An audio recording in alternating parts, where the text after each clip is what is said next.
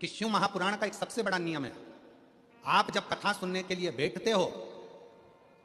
और जिसका स्मरण करते हो, जिस जीव के लिए आप कथा सुनते हो या अपने लिए सुनते हो या अपने कार्य की सिद्धि के लिए सुनते हो या कोई मनोकामना के लिए सुनते हो, शिव महापुराण की कथा कहती है कि वेद व्यास जी कहते हैं आपने जिसका मनन चिंतन शिव महापुराण की कथा में बैठकर करा होता है, कथा उसको प्राप्त हो जाती है और उसका कल्याण हो जाता है।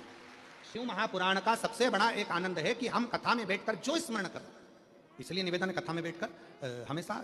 प्रयास करा करो कि अच्छा मांगो। 3 मित्र थे और तीनों मित्र शंकर जी के मंदिर में गए, शंकर जी की स्तुति करी, शंकर जी प्रसन्न हो गए। शंकर जी ने कहा मांगो पहले वाले से, तो वो बहुत 2 मित्र काले थे, एक गोरा था, तो उस काले मित्र ने कह दिया भगवान मुझे गोरा कर दो। शिव जी ने उसको गोरा कर दिया। दूसरा मित्र भी काला था, उसने भी भगवान से मांगा भगवान मुझे गोरा कर दो, भगवान ने उसको भी गोरा कर दिया। अब तीसरे का नंबर आया, उससे पूछा तू मांग ले, तो कि जैसे थे वैसे ही कर दो, ये जैसे थे इनको वैसा कर दो, काले थे काले ही कर दो। अब जरा विचार करने वाली बात है, तीसरा मित्र चाहता तो कुछ अपने लिए अच्छा मांग लेता, पर दूसरे का बुरा करने के चक्कर में वो अपना भी छोड़ बैठा और अपने लिए भी नहीं मांगा। हम दूसरे का बुरा करने में लगे हुए हैं तो अपना भी छूट जाता। कि शिव महापुराण का एक सबसे बड़ा नियम है, आप जब कथा सुनने के लिए बैठते हो